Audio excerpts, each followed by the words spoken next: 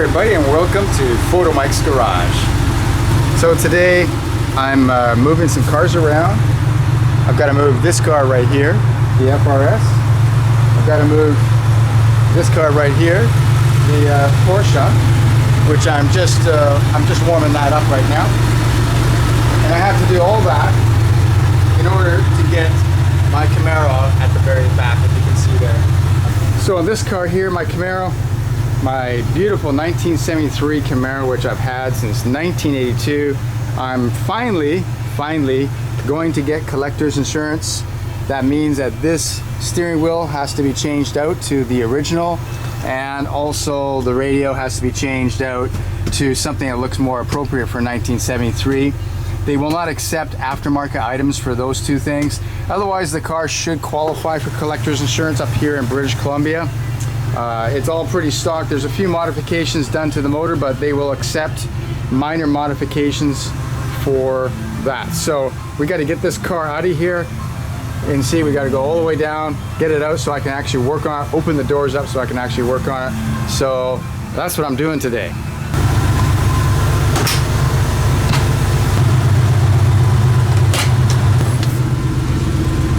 Okay, time to move the monster. Okay, I'm still moving cars around. Man, doesn't the FRS look just awesome? Nice and shiny. Awesome.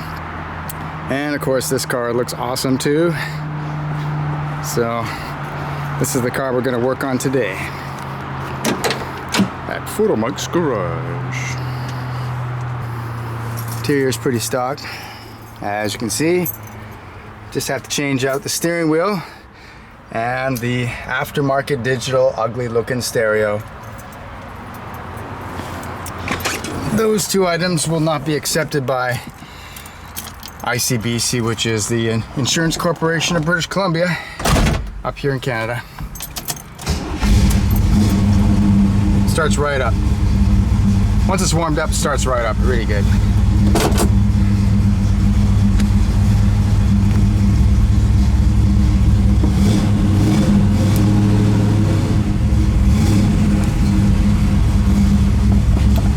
I like this power steering, nice and easy.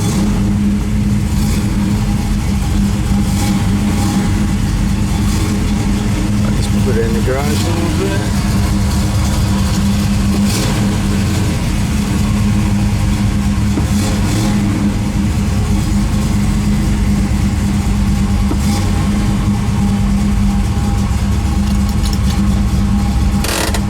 Now, as you can see, the idle's a little bit high. That's also something I have to fix. These old cars use springs on the distributor to control the advance, and right now the springs I have on the distributor are a little bit too light, and so it's actually advancing a little bit, which is causing the RPMs to rise. So I've got to put on a heavier spring onto that distributor in order to be able to set the idle RPM correctly.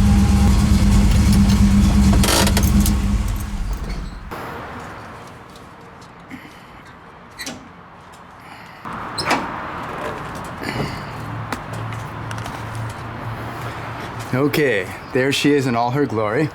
That is an L82. As you can see, a Corvette engine. 1973, they brought out the L82. 245 horsepower stock. It has a bit more than that now. It's got hooker ceramic headers. A little bit of a port and polish job to the heads. And, you know, a nice Edelbrock Performer RPM manifold, which looks well, maybe close to stock, a little bit higher, a bit more of a high rise to add more horsepower, more velocity to the fuel mix as it goes down. We got a nice Holley 650 double pumper here. Originally it came with a Quadrajet, so this is a nice little addition. And of course the distributor, we have an MSD ignition distributor, which is electronic, with a CD amplifier. That made a real difference. And inside there's springs that will have to be changed in order for me to be able to set the idle RPM correctly.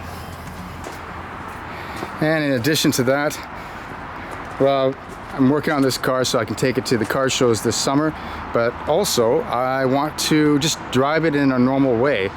which I haven't done for so many years. I've only driven this car maybe 2 or 3 times every summer to different car shows, and which is a lot of fun. But I want to drive it on a more regular basis, like take my kids to school in it, just drive it around, have some fun. So that's why I want collector's insurance, so I can just get insurance for like 3 months and drive it whenever I feel like it, which, like on a day like today, you definitely feel like it. But since I always have to get temporary insurance, I can't drive it on the street today because I have to plan those things in advance. So I want collector's insurance so I can just drive it whenever I feel. So to get collector's insurance, basically in British Columbia, Canada, you have to have a very close to stock car in good shape, no rust. This car doesn't have any rust. I got rid of that a long time ago with great effort, I must say. It's modified only slightly. It has a, as you could see before, it's got the hooker headers and a few things, but they do allow those minor modifications. For the interior, it must have a stock steering wheel, so I'm going to have to change that. I really like this Grant wood steering wheel, but it has to be changed out. And of course, as I mentioned, the digital ugly looking stereo has got to be removed, and something that looks stock has to be put in its place. So that's what I'm going to do today. So I better stop talking and I guess get working. And of course, before anybody can do any work around this garage, I must have my monster. When you're getting old, you got to have some sort of energy inducer. So this is my energy inducer. So there we go. Okay, now I got the energy to actually do some work. Okay, the first thing we're going to do is so we can work on the car safely, especially if you're going to work on any electronics like the stereo, you must take off your battery terminal. In this case, it's not on very tight, so I can just take it off by hand. I normally leave this car in storage with the battery disconnected, and this battery has lasted very many years. I've never had to trickle charge it or do anything else, so yeah, this battery has been fantastic for many, many years now. Very impressed. Okay, the first thing I'm going to do is take off this Grant steering wheel. It'll allow me more room to work in here, as well as I have to do it anyway. And the first step to that is to take off these 5 Allen head bolts, and then I'll be able to get at the steering wheel. 2,000 years later.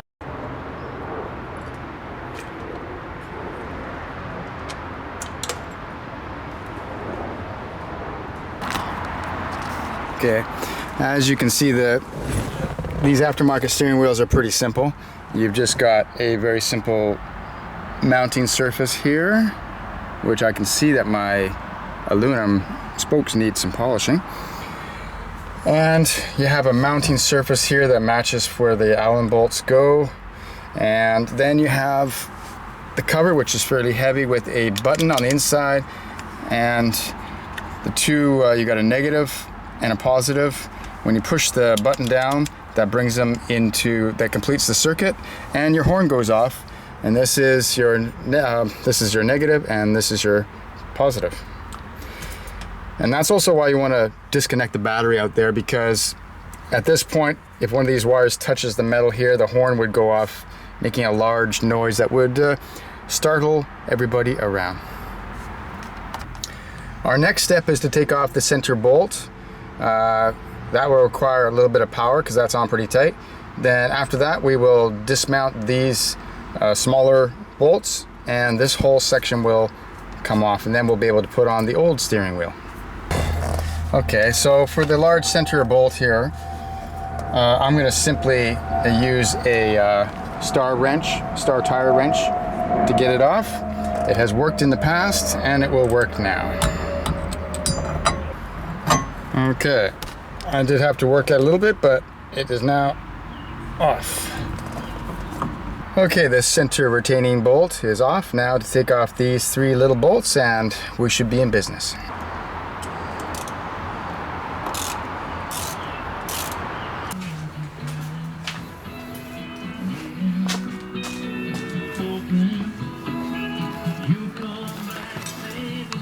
Okay, this is my original steering wheel that came on my Z28 in 1973.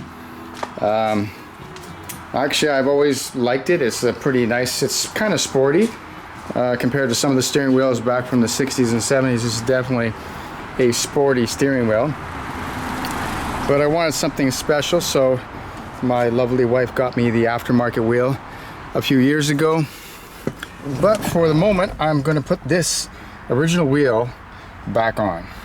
Okay, so next I've got to remove this old ugly looking digital radio and put in a new old style looking but modern internal stereo in, and in order to do that I have to remove the center console. So my first step will be to undo 2 bolts here and remove this console tray, and then remove this. After you remove those 2 small little bolts, the console tray comes right out.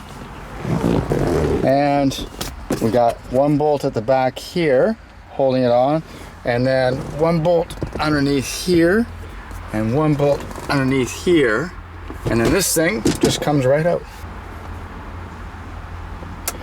Okay, these bolts are 1/4 inch, and remember this is a car from 1973, so it doesn't use any metric bolts.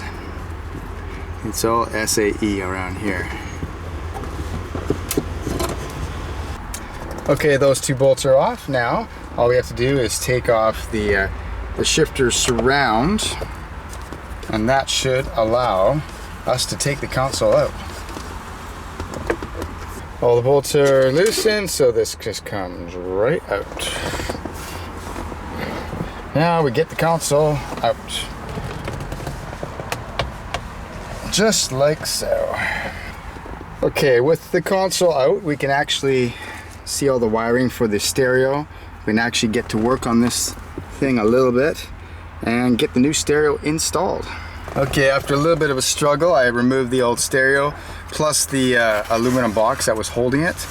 That aluminum box is held on just by clips that come around here and hold that in place. Actually, you can see a long time ago, before I owned this car, somebody hacked out this square to fit in an aftermarket stereo, because the old stereos used what do you call it, the 2 posts, one for the volume and one for the fader, and screws to hold it onto a faceplate that went across here. And then the new stereos changed to a rectangular design with buttons. So I'm gonna have to work with this and try and find a way to fit my new stereo into this space.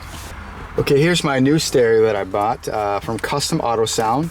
They make vintage looking stereos with modern internals, including USB, MP3 playback, a CD changer, everything you want. So high quality and good wattage, and it's gonna look really good in this car. I'm hoping that it doesn't say Ford there, because that will be bad. Here's my new stereo, still in the plastic. As you can see, it's got a nice little Chevy symbol, so that's gonna work in my car. And it uses the old way of doing things where you have the knobs that hold the whole stereo in place, and the old push button. So it's gonna look very vintage. Nice. I can't wait to get this installed. Okay, my first step will be to make a template of the size of this opening, and then I can make a piece of plastic that will fit in here and will look appropriate, and we'll have the right holes for these to come through and these to come through and this rectangular piece. So my first step is to find out how big a space I have here to work with. This is the template I made of the actual area that the stereo will go into, and then this will be a backing plate. Now the only problem I've got with this is that this plastic is pretty thin and flexible, so it's not the ideal of what I would have to mount the stereo to, but we'll see if it works. Okay, this is sort of what it's going to look like when it's all done. This is just a mock-up. I've sort of got the backing plate worked out, and you know, it doesn't look perfect. The backing plate is a little bit not quite the right shape, but yeah, it's not too bad. This is just my mock-up. I haven't done the wiring or anything else. I think it's going to look pretty good. It certainly matches the vibe of the car a lot better than that old digital, and of course this is going to sound way better. But since it is getting a little dark outside. I'm gonna have to call it a night and finish up the wiring tomorrow. Also, as you can see, I did get the original wheel on, at least temporarily, just for some photos. I really don't like this wheel, so I'm going to put back my other wheel.